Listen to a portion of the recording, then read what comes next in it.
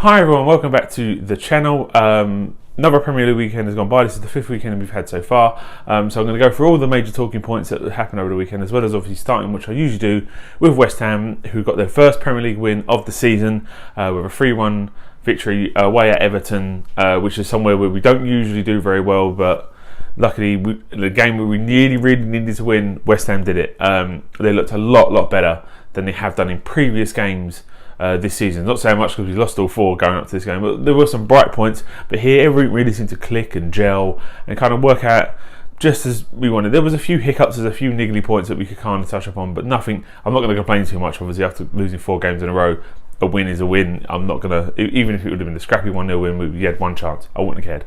We got the win. So starting off with the goals, it was Yarmolenko getting his first start, which I've said before in other videos that I wanted him to get a Premier League start, because he's always looked quite good when he's come on, and he got his start. And he got the opening goal, his first goal for the club. It was what I hadn't seen from West Ham a lot over recent years, as well as in a lot of this season, was kind of really quick counter-attacking. Everton were kind of pressing forward a little bit, kind of taking the advantage. Being the home side, you expect them to attack a lot more. Play was broken up. Ball fell to Obiang. He played a quick ball over the top to Arnautovic, who was clean running through. Yarmolenko had kind of left the defender. I think it was Dijan. He was kind of caught right upfield. Yarmolenko was clean through. Arnautovic squares the ball. He puts it in. 1-0 West Ham. Jubilation, great. I was really happy at that moment because I felt we played well. We'd kind of sustained a little bit of Everton pressure. Nothing too serious. It wasn't really kind of rattling on the door, but it was starting to build a bit of momentum. West Ham get the goal, kind of kills a lot of nerves. And then we kind of settled into the game a lot more. And then from there, there wasn't a lot of chances that either side created up to from the goal. Everton didn't really, as much as they kind of were having a lot of possession, but they would do being the home side, didn't really create a lot. And then West Ham capitalised on another mistake, which is something else we've been lacking doing. When teams do make mistakes, we very rarely do we capitalise and kind of make them pay. And this time we did. There was a poor clearance, it was a goal kick from Pickford. Noble wins the ball in the middle of the park. Yarmolenko jumps on it. He kind of runs at the defence, which I really like to see. Did a little trick, curled a beautiful shot right into the far corner. 2-0 West Ham. Again, looking really comfortable, looking really good in play. Yarmolenko just showing why we paid the money we did for him, and he's really kind of coming into his own. I always felt, coming from the German league, I feel players settle a lot quicker than coming from maybe the Italian league, because the Italian league is a lot slower paced. Whereas the German league is very physical, similar to the Premier League, has that sort of speed element. So I think he has settled a lot more quicker than maybe Anderson did. Although Anderson did look really good in this game, he did play some link-up plays. He still lacks that little bit of confidence taking on players. He was tackled a few times, but he's growing. But Yarmolenko's hit the ground running now. Got 2 goals, well deserved at this point. And then again, the game sort of petered on a little bit. Everton was starting to create a little bit more. There was a chance they really should have scored. Where the striker headed it almost straight at Fabianski, and then that was a warning sign. There was one that was Theo Walcott. It was a cross come shot. I don't know if he really meant the shot, but Fabianski ticks it over. So it was, the pressure was building. So okay, let's get to half time. Let's get to a 2-0 half time, then we can kind of regroup. And then Everton did get a goal back. It was kind of good play a little bit because West Ham were kind of forcing Everton out wide, wouldn't let them come through the middle. But then it was a great cross from Walcott, I think, and then Sigurdsson with a bullet header. It left a bit unmarked, so a little bit disappointing that no one was really picking him up. Nothing Fabianski did. That was a great header straight past him. Made it 200 before time. We kind of give Everton that little bit of lift at the start of the second half. So it was a little bit worried because we've seen West Ham throw away 2 leads already this season to lose games. So it was a little bit dicey. Start the second half, Everton again were putting on the pressure, but then West Ham got the third, and Arnautovic with some good interplay with Obiang as well, who kind of played the ball into him, slotted it in the corner, made it 3-1. From there, I think that kind of killed a lot of Everton's momentum, and the game kind of really peaked that from there. They had a few more chances. I do think there were some errors. Yarmolenko, as great as he was going forward, he did look a bit suspect. It was a couple of times where players got past him fairly easily, as well as Masuaku as well. Again, I think he played a lot better than he has done at left back, and I can understand why he picked him. Obviously, going against Walcott, he can match him pace. Rather than not so great defensively, but he can kind of match him pace for pace. He's not going to get outrun. Whereas Cresswell is a better defensive player, but he's not as fast. as Masuaku, but I think there was a couple of times again I think he got beaten a little bit too easily, but wasn't made to pay too much this time round. But in middle of the park, I think as well, we kind of really did well. Declan Rice had a great performance. He really kind of showed his maturity and how much he's grown as a player. Although there's a lot of controversy at the moment, is he going to play for Ireland? Is he going to play for England? To be honest, as long as he plays for West Ham, I don't care who he plays with internationally. As long as he's playing well for West Ham, that is my main concern. And he is doing. He's really played well. Hopefully he can sign a new contract. We can keep holding him for years to come. He's definitely a player that you can see being a future captain of West Ham. He's a great leader for someone so young. He showed great maturity, and as well, wide players and Anderson, Yarmolenko played well. Nautovic, he did play well. He did go off injured though just after his goal. And it looked like maybe the slide from when he did score maybe tweaked his knee a little bit because didn't seem to be any impact. There was no tackle that kind of made him go off. So hopefully they took him off as a precaution to keep him fresh. Obviously we've got Chelsea Sunday coming up, which is a big game. After this, we really need to kind of show a positive performance. If we get a draw against Chelsea, that would be a great result, kind of keeping that sort of momentum going. There was a bit of controversy as well. I know it was reported that it looked like Perez refused to warm up and come on. He has since released a statement clarifying the whole situation. Again, at the time, I didn't think he looked like he was having an argument with one of the coaches because he wanted to come on, but Antonio came on instead.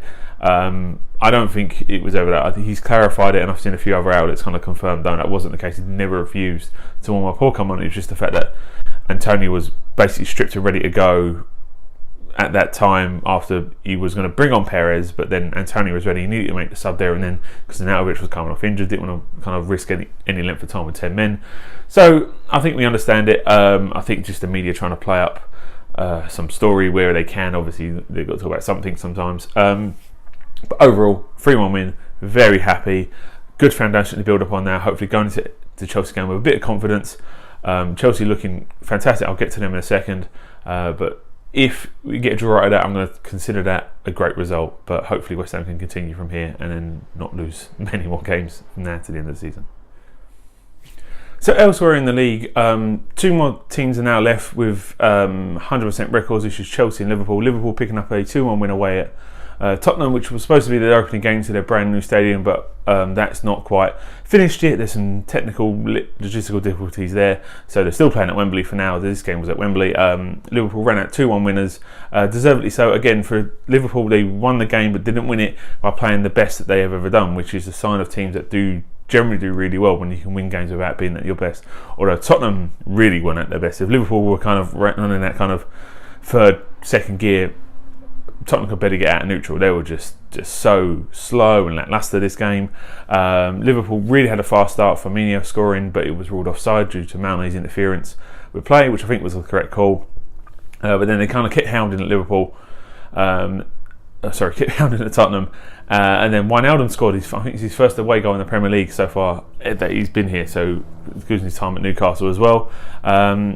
Again, it was completely deserved at that point. It was with the run of play because Liverpool were the team that were really kind of taking the game to Spurs without really kind of creating masses of chances. Then second half, Firmino does get his goal after having the early one disallowed. 2-0. Tottenham are cruising.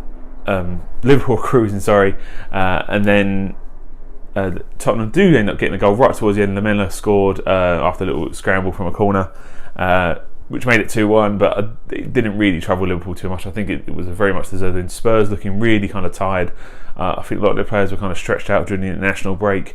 Ali got injured while he was away at England during. Kane looks really tired. He could do with maybe picking up a knock injury, maybe being out for 2-3 weeks for them to kind of recover a little bit because he looks really shattered. Looks like he does need a long break, which he's not going to get because Tottenham really need to be pushing for that top 4 at least, because going to that new stadium they're going to want a top 4 finish, but it's looking, after losing 2-2 now, it's not looking great for them. Chelsea picked up a 4-1 win at home to Cardiff. Cardiff took a shot lead in this one. When I saw that come up, I was a little bit, we might have a shock on the cards. Turns out that wasn't the case. It was just a small blip, as then Chelsea, as soon as they kind of went behind, really took the game to Cardiff. Hazard scoring a hat-trick in this one, a great hat-trick as well, good collection of goals as well as a good penalty he scored as well. Williams probably scoring maybe one of the goals of the weekend, was smashing maybe 20, 22 yard goal right into the bottom corner of the goal, which was a great finish from him. Chelsea looking really, really impressive now. There was a lot of unrest once Conte left at the end of the season. A lot of people were wondering, oh, are Chelsea going to maybe miss out on the top four? A season of transition, maybe going from one manager to the next. But it looks like they've really kind of gelled now under this new manager. The unrest that was there when Conte was there during his second season looks like it's gone. They're really playing well as a unit as well. Hazard's kind of turning on that form, and that makes him in the sort of conversation of behind kind of Messi, Ronaldo as one of the better players in the world, which is really worrying because Chelsea are playing West Ham next, and West Ham have struggled, especially at home. They've struggled, so I hope that Chelsea are going to hope that if we can get a draw out of that, that'll be a good result. But Chelsea looking really good now and looking like they're really, really serious title contenders. Elsewhere, also, Man City picked up an easy win over Fulham with one of the best team goals you'll ever see. I think there was a total of about 30 passes in this whole move. It was just sublime. Pep showing that he is one of the best coaches in the world. A lot of people kind of criticise him a little bit because he's already inherited fantastic teams, and he did inherit a great team at City, but obviously didn't win the league in his first year, which he's done at his previous other jobs. So he's really kind of brought a lot of players in, and not always massively well-known players like Sane, players like Bernardo Silva, Gabriel Jesus. They're not players that stand out immediately of, oh well, I know these players. You don't always, but he's kind of really brought this team in and just elevated everyone's game up, and the depth as well that he's got. This is what comes from their wealth, is when there's a players like someone like De Bruyne who's currently injured, they can just slot David Silva in that, or Bernardo Silva, or play the Aguero a little bit further back, and they're still one of the best teams in Europe.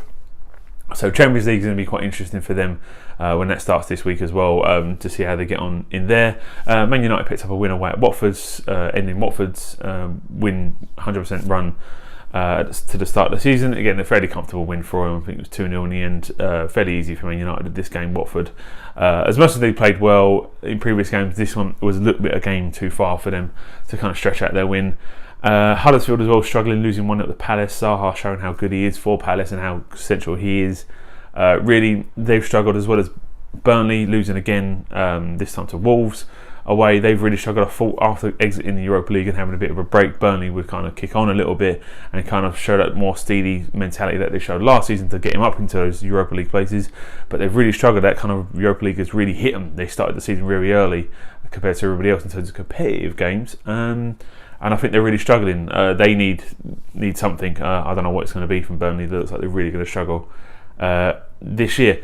Anyway, that's it. That's all the major talking points from the weekend. Thanks very much for watching. Like, share, subscribe, the usual things. I'll be back next weekend after the Premier League has ended. I won't be doing the Champions League one because West Ham are in it, and as much as I do like the Champions League, I just want to watch it casually, really, if I'm honest. Anyways, thanks very much for watching. I'll catch you next time. Bye.